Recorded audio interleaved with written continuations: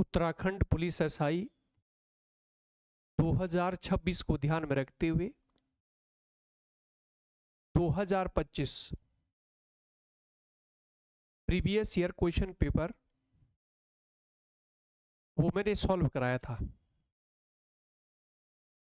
YouTube पर मैं पूरा पेपर सॉल्व करा चुका हूं, लेकिन उसमें 3-4 प्रश्न छूट गए थे। तो जैसे कि कुछ बच्चे डिमांड कर रहे थे कि सर वो भी जो है जो छूट गए हैं उसे भी करा दीजिए, तो जो प्रश्न छूट गए थे बाकी हमने सारे क्वेश्चन कर लिए थे। 75 क्वेश्चन जो है मैथ्स के एसआई में पूछे गए थे, तो लगभग हमने 70 के आसपास कर दिए थे। शायद 4 से 5 क्वेश्चन जो है छूट गए थे। तो बच्चों की डिमांड पर वो क्वेश्चन मैं सॉल्व करा रहा हूं। दूसरा मैं आपको कहना चाह रहा हूं कि जो PYQ है यानी प्रीवियस ईयर क्वेश्चन है, वो आपकी रणनीति का एक हिस्सा है। अगर आप सिलेक्शन चाहते हैं तो previous year question paper solve करना अति आवश्यक है। ये आपकी स्ट्रेटजी का एक हिस्सा है, तो इसे आप नजरअंदाज बिल्कुल ना करें, इसे सॉल्व करें। पूरा पेपर मैंने YouTube पर सॉल्व करा दिया है। मैथ्स का जो पोर्शन है वो मैंने सारा सॉल्व करा, तो जरूर आप इसे देखें और सॉल्व करें, क्योंकि यहां से प्रीवियस ईयर क्वेश्चन पेपर से पेपर का टाइप, कौन कौन से चैप्टर इंपॉर्टेंट है, किस टाइप से प्रश्न पूछे जाते हैं, लेवल क्या रहता है, प्रश्न की भाषा क्या रहती है, तो सारा कुछ ये चीजें आपको जानकारी प्राप्त होती है। तो इसलिए जो भी उत्तराखंड पुलिस एसआई बनना चाहते हैं, आप प्रीवियस ईयर क्वेश्चन पेपर खूब लगाइए और इससे रिलेटेड जो चैप्टर हैं उन्हें अच्छे से क्लियर करिए, तो निश्चित रूप से आप 26 में सिलेक्शन लेंगे। तो आइए बच्चों, अभी मैं प्रश्न सॉल्व करा रहा हूं जो हमारे छूट गए थे। तो यहां पर एक क्वेश्चन नंबर 233, ये प्रश्न छूट गया था। ये प्रश्न क्या है, एक बार मैं प्रश्न पढ़ देता हूं। मयंक एक स्कूल की 91वीं मंजिल पर लिफ्ट पर चढ़ता है और वह 63 मंजिल प्रति मिनट की दर से नीचे उतरता है। उसी समय प्रणव उसी स्कूल की 11वीं मंजिल पर लिफ्ट पर चढ़ता है तथा 57 मंजिल प्रति मिनट की दर से ऊपर की ओर जाता है। यदि वे इन दरों पर यात्रा करना जारी रखे तो वे किस मंजिल पर एक दूसरे को पार करेंगे। देखो, एक व्यक्ति नीचे आ रहा है और दूसरा व्यक्ति ऊपर जा रहा है। जो नीचे आ रहा है मयंक है, उसका नाम मयंक है और वो 51वीं मंजिल पर है। 51वीं मंजिल पर जो है लिफ्ट पे चढ़ता है। उसकी जो नीचे उतरने की जो स्पीड है वो है 63 मंजिल प्रति मिनट, यानी 1 मिनट में 63 मंजिल नीचे उतर रहा है। बच्चों ये समझ पा रहे हैं? उसकी जो इस नीचे उतरने की स्पीड है वो 63 मंजिल प्रति मिनट है। दूसरा प्रणव वो नीचे से ऊपर जा रहा है, 11वें मंजिल पर है और उसकी ऊपर जाने की जो स्पीड है वो 57 मंजिल प्रति मिनट है। तो ये कह रहे हैं कि वे एक दूसरे को किस मंजिल पर पार करेंगे, एक दूसरे को किस मंजिल पर पार करेंगे। एक नीचे आ रहा है, एक ऊपर जा रहा है, एक दूसरे की तरफ को आ रहे हैं। तो यहाँ पर प्रॉब्लम्स बेस्ड ऑन ट्रेन, अगर ये चैप्टर आपने पढ़ा होगा तो इसमें जब एक गाड़ी दूसरी गाड़ी की तरफ को आती तो रिलेटिव स्पीड हम निकालते हैं। तो रिलेटिव स्पीड में जब एक दूसरे की तरफ गाड़ी आती है तो इसमें जुड़ जाते हैं। तो एक दूसरे की तरफ को आ रहे हैं तो इनकी जो स्पीड है हम जोड़ देंगे। देखिए स्पीड क्या है, जो ऊपर से नीचे आ रहा है उसकी 63 मंजिल प्रति मिनट है। 1 मिनट में 63 मंजिल नीचे उतर रहा है। जो नीचे से ऊपर जा रहा पड़ाव, उसकी जो स्पीड है वो 57 मंजिल प्रति मिनट है। तो रिलेटिव जब हम स्पीड निकालेंगे तो क्या करेंगे, जोड़ देंगे। क्लियर है? देखो जरा किस तरह से, आओ समझो इसको। देखो यहां पर पहली लाइन में क्या दिया है, जो मयंक है वो कौन सी मंजिल पे है, 51वीं मंजिल पे है। मयंक यहां से चढ़ा लिफ्ट पे 51 पे, और जो प्रणव है वो 11वीं मंजिल से चढ़ा। जो प्रणव है वो 11वीं मंजिल पर जो है लिफ्ट पे चढ़ा, ये ऊपर को जा रहा है और ये आ रहा है नीचे को आ रहा है। क्लियर है? मयंक नीचे आ रहा है और प्रणव ये ऊपर जा रहा है।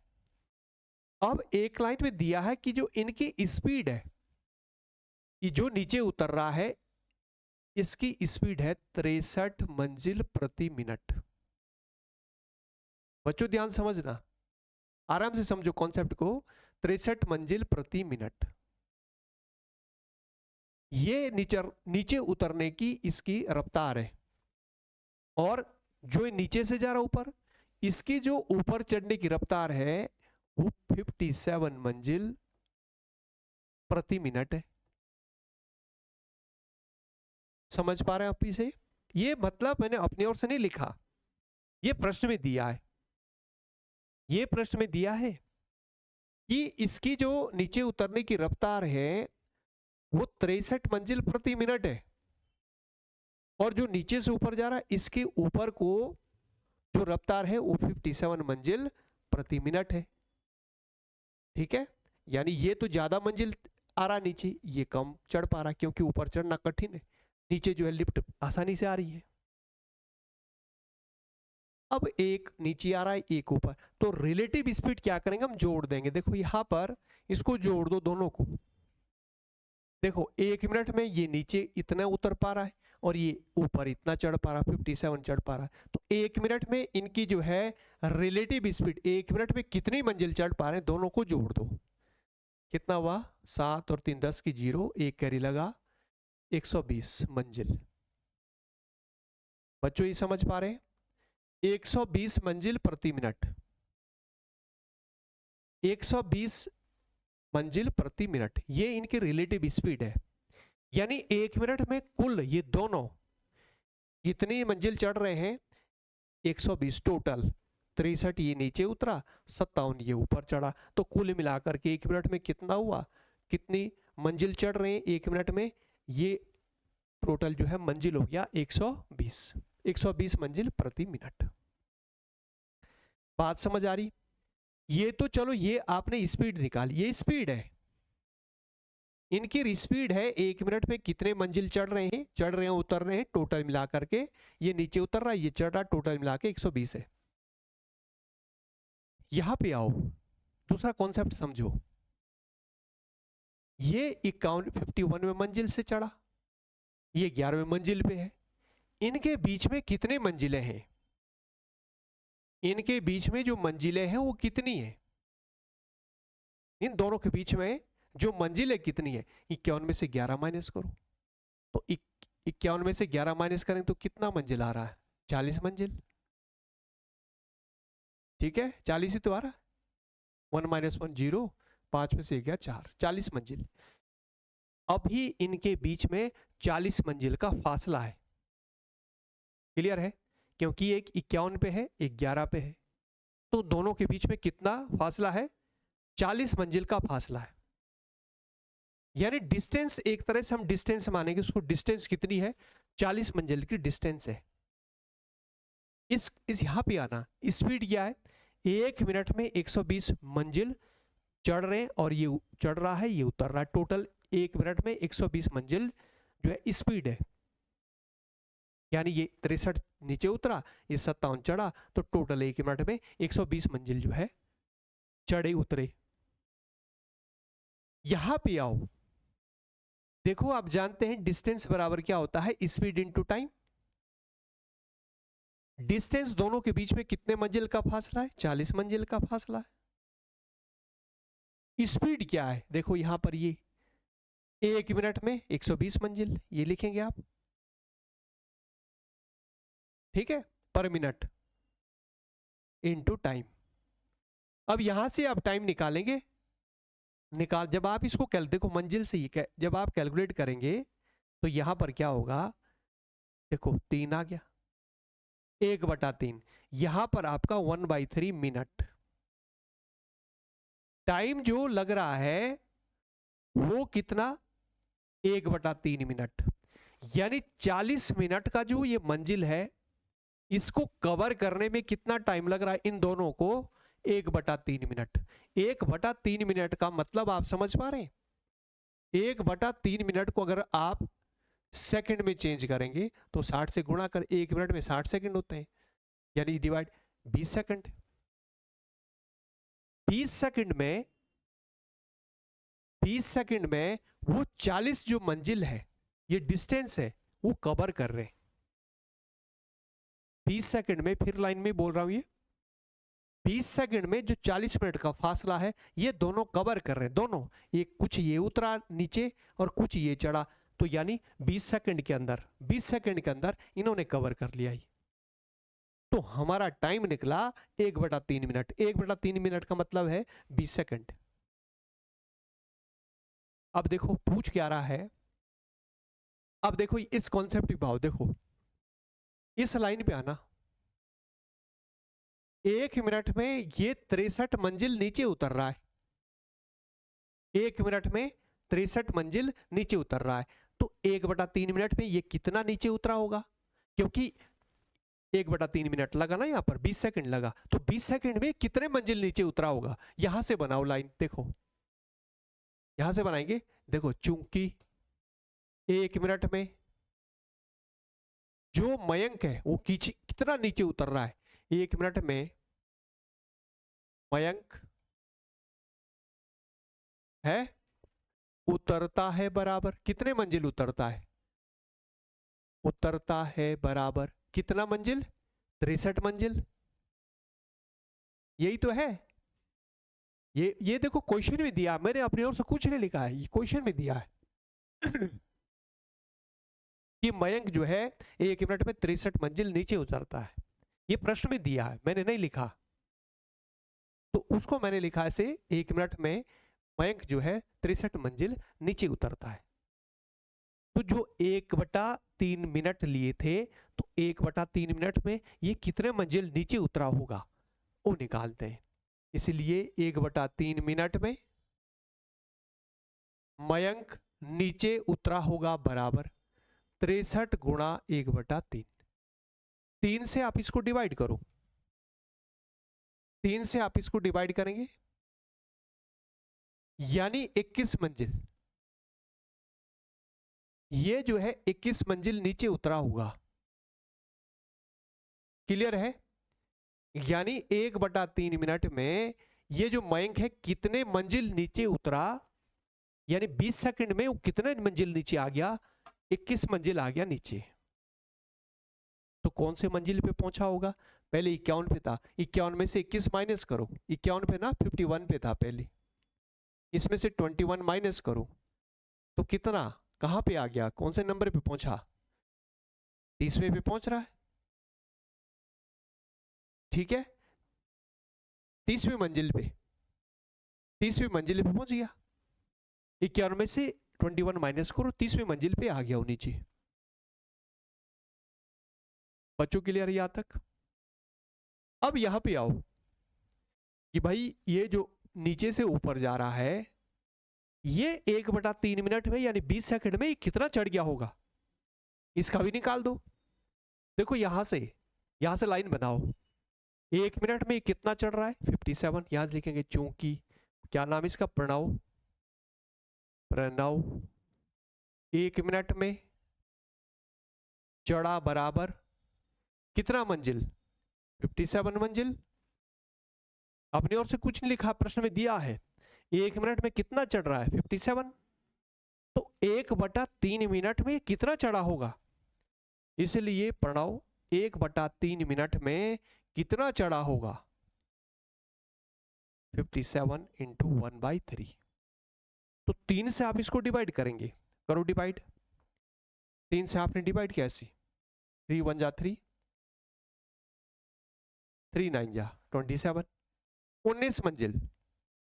यानी 1/3 मिनट में वो कितने मंजिल चढ़ा ऊपर, 19 मंजिल। जो ऊपर से जो मयंक नीचे आ रहा था तो वो 1/3 मिनट में 21 मंजिल नीचे उतरा, और ये 1/3 मिनट में 19 मंजिल ऊपर चढ़ा। तो यहां पर देखना ये था 11वें मंजिल पे, क्लियर है, तो 19 मंजिल ऊपर चढ़ा, तो 19 जोड़ देना जरा, 11 में अगर 19 जोड़ दो कितना आएगा 30, 30वीं मंजिल पे। तो ये भी देखो यहां से 30वीं मंजिल पे पहुंच गया, और ऊपर से जो नीचे उतरा था, नीचे आ रहा था, तो हमने क्या करा था, देखो 51 में से हमने 21 माइनस करा, यानी 30वीं मंजिल पे पहुंच रहा है। 1/3 मिनट में 20 सेकंड में जो ऊपर वाला वो भी 30वें मंजिल पे पहुंच गया, और जो नीचे वाला वो भी 30वें मंजिल पे पहुंच गया। क्लियर है, 1/3 में ऊपर वाला 30वें मंजिल पे पहुंच गया, और जो नीचे वाला वो भी 30वें मंजिल पे पहुंच गया, यानी 30वें मंजिल पे उनकी मुलाकात हो रही है, एक दूसरे को पार कर रहे हैं, 30वें मंजिल पे होंगे। बच्चों कॉन्सेप्ट क्लियर है? तो यही तो पूछ रहा था, देखो आ जाओ प्रश्न पे आ जाओ, यही तो पूछ रहा था कि वे कह रहे हैं कि किस मंजिल पर एक दूसरे को पार करें, 30वें मंजिल, तो इसका आंसर क्या होगा 30। सॉल्यूशन आप देख लेना अच्छे से, एक बार अच्छे से आप देख लो, स्क्रीनशॉट ले सकते हैं आप, अच्छे से समझना, मैंने पूरा डिटेल से आपको समझा दिया है। बच्चों क्लियर? चलो आइए अगले क्वेश्चन पे आइए। अगला प्रश्न जो छूट गया था वो है क्वेश्चन नंबर 220। क्वेश्चन नंबर 220 कहां गया ये, 220 ये है। देखो प्रश्न क्या है, एक व्यक्ति को 600 किलोमीटर की यात्रा करने में 8 घंटे लगते हैं, यदि वह 480 किलोमीटर रेलगाड़ी से तथा शेष कार से तय करता है।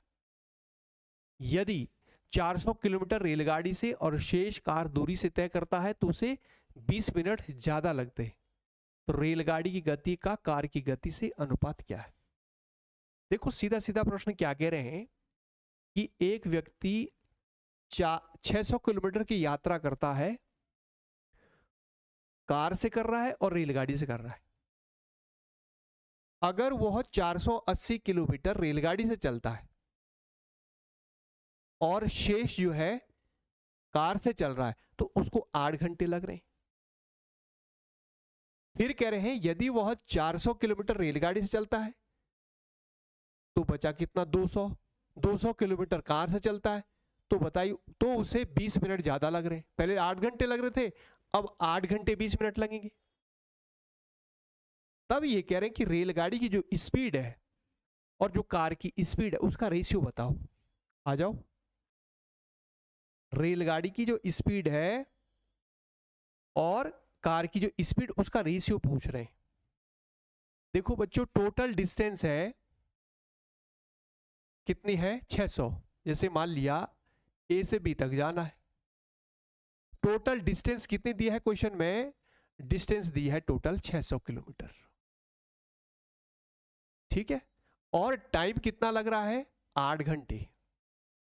लेकिन ये जो है ए से बी तक कैसे गया, रेलगाड़ी से प्लस किससे जा रहा है, ट्रेन से, और प्लस किससे जा रहा है, कार से जा रहा है। अब ट्रेन से कितनी दूरी तय कर रहा है, ट्रेन से कह रहा है अगर वो 480 किलोमीटर ट्रेन से तय कर रहा है तो बचा कितना, 600 में से 480 माइनस करेंगे तो बचा कितना, 120। 120 की दूरी कार से तय करे, तब कह रहे कि उसको 8 घंटे लग रहे। कितना टाइम लग रहा है, ये बोल रहे हैं कि 8 घंटे लग रहे हैं उसको। फिर सुनो एक बार, प्रश्न में दिया है कि यदि वह 480 किलोमीटर की दूरी ट्रेन से तय करता है और एक शेष दूरी, मतलब तो शेष तो 120 ही तो बचा, 600 में से 480 माइनस करो तो 120 बच रहा है, ये कार से तय कर रहा है, तो बोलेंगे 8 घंटे लग रहे हैं। क्लियर है? तो समय बराबर क्या होता है, दूरी बटे चाल। ठीक है, मान लिया यहां से यहां तक है 480, तो यहां से यहां तक की दूरी 480 है ना, समय निकालना, समय बराबर क्या होता है, दूरी बटे चाल। अब ट्रेन की चाल क्या है नहीं पता, हमने टी मान ली, ट्रेन की चाल टी है, टी किलोमीटर प्रति घंटा। कार की चाल क्या है, कार की चाल हमने सी मान ली, है ना। ये दोनों को जाने में लगा समय बराबर 8 घंटे। बच्चों समझ पा रहे हैं? फिर समझो इस लाइन को, समय बराबर होता दूरी बटे चाल, तो दूरी ट्रेन से कितना गया, 480 किलोमीटर। ट्रेन की चाल क्या है, हमने टी मान ली, दूरी बटे चाल, प्लस कार से कितना गया, 120 किलोमीटर, कार की चाल कितनी, हमने सी लिख दी, है ना। तो ट्रेन से जाने में लगा समय, ट्रेन द्वारा जाने में लगा समय, प्लस कार द्वारा जाने में लगा समय, दोनों को प्लस क्या बराबर 8 घंटे। 8 घंटे कह रहा है प्रश्न में दिया है कि जितना वो ट्रेन से गया और जितना वो कार से गया, टोटल टाइम कुल मिलाकर 8 घंटे लग रहे। तो पहला स्टेटमेंट हमारा बना। दूसरी लाइन में क्या कह रहा है, अब ट्रेन से जाता है 400 किलोमीटर, ठीक, और तो बचा 600 में से 400 माइनस तो बचा 200 किलोमीटर। ये जाता है कार से, तो ये बोल रहे हैं कि अब जो समय है ना वो 8 घंटे 20 मिनट लग रहे हैं। 20 मिनट ज्यादा लग रहा कि, तो 8 घंटे 20 मिनट लगे ना। फिर जब 20 मिनट ज्यादा लग रहा है पहले से, तो पहले तो 8 घंटे लगते थे, अब 20 मिनट ज्यादा कह रहा, तो इसका मतलब 8 घंटे 20 मिनट लग रहे। यहां पर भी वही देखो, समय कैसे निकालते हैं, वही फॉर्मूला, समय बराबर दूरी बटे चाल। चाल कितनी ट्रेन की, दूरी गई ट्रेन 400 किलोमीटर, ट्रेन की चाल टी है, कार की चाल हमने सी मानी हुई है, कार कितनी गई 200 किलोमीटर। ठीक है, टोटल समय ट्रेन द्वारा लिया गया समय प्लस कार द्वारा लिया गया समय बराबर कुल समय 8 घंटे 20 मिनट।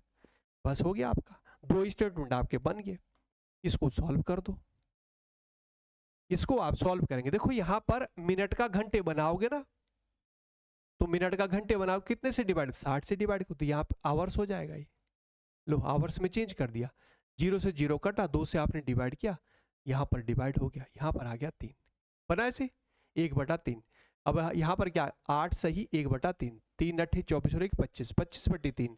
इसको कैलकुलेट करके आप ये लिख सकते हैं 25/3 घंटे। बच्चों क्लियर है?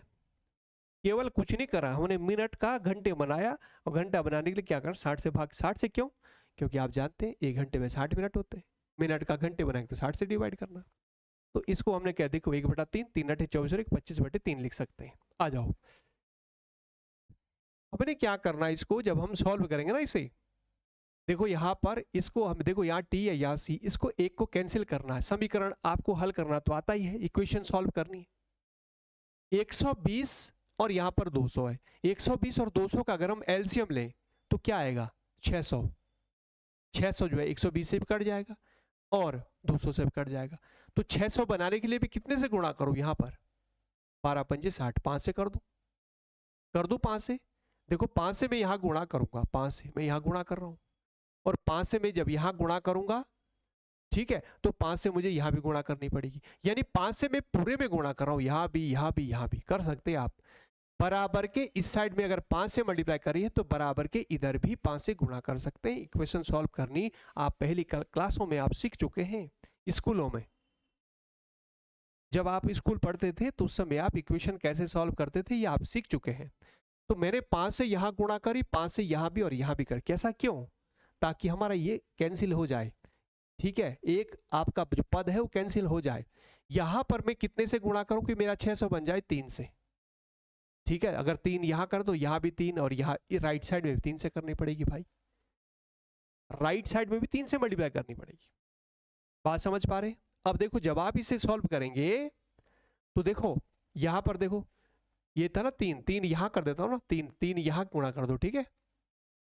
3 से मेरे यहां, क्योंकि ये सॉल्व करके हमने ये लिख दिया ना 25/3, तो 3 से आप देखो यहां करी आपने, 3 से गुणा यहां करी, तो 3 से यहां, तो 3 से 3 कट गया, आपका क्या रह गया इधर 25।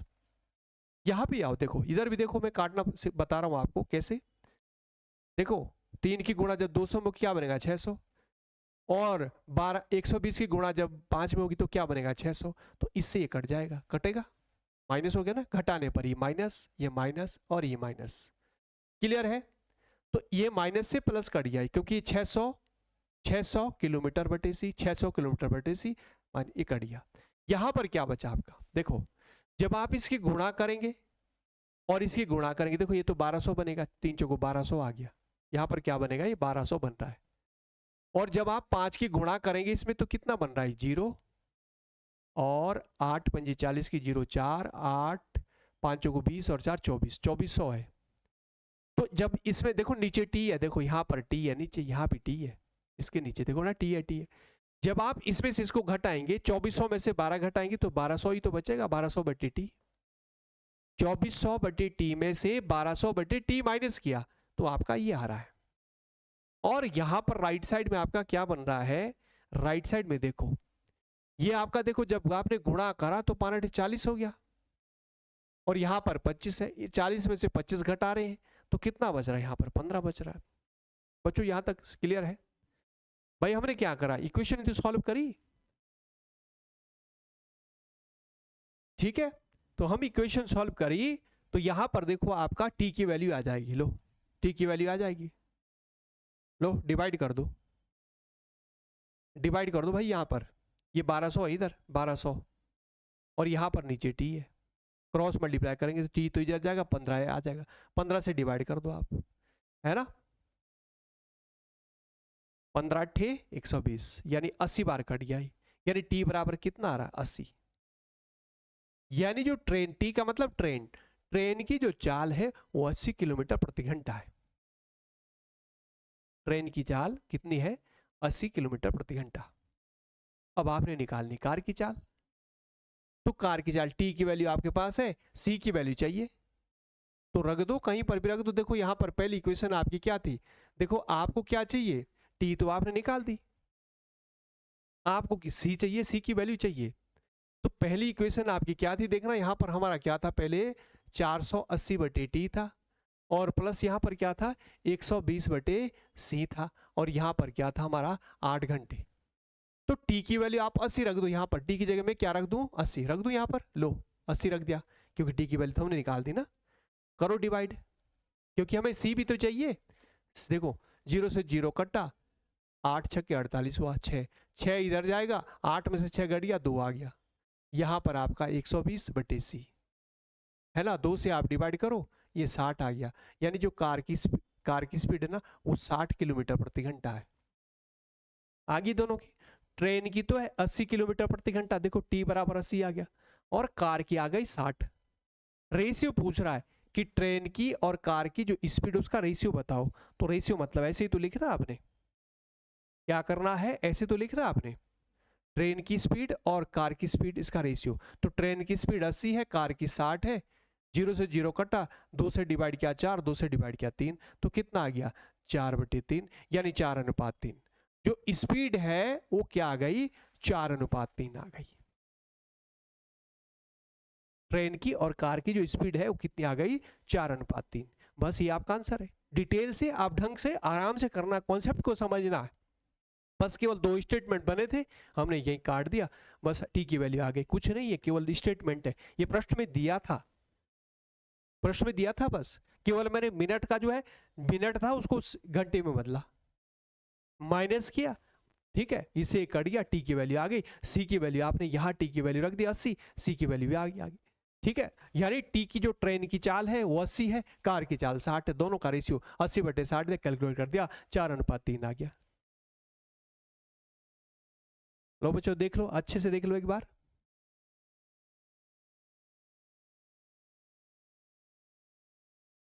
तो इस तरह से हम प्रश्न को सॉल्व करेंगे। तो PYQ लगा करके जो एग्जाम है उसको क्लियर करिए, ये रणनीति का एक हिस्सा है।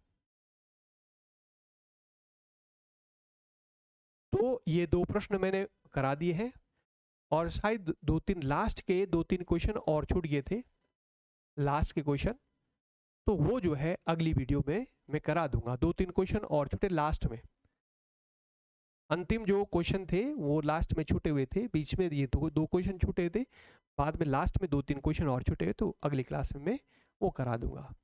इसको आप अच्छे से तैयार करना। और प्रीवियस ईयर पेपर जो है आप, मैंने जो SI के वो पूरे डाले हुए तोमर कोचिंग के यूट्यूब चैनल पर, तो उसे आप जरूर देखना। सारा पेपर मैंने सॉल्व करा दिया है, मैथ्स के सारे क्वेश्चन। तो प्रीवियस ईयर क्वेश्चन बहुत इंपॉर्टेंट होते हैं, इसको आप अच्छे से करें। इसी आधार पर आपके जो एग्जाम होगा 26 में भी इसी टाइप का जो पेपर है वो देखने को मिलेगा। तो बच्चों अभी मैं क्लास का समापन कर रहा हूं।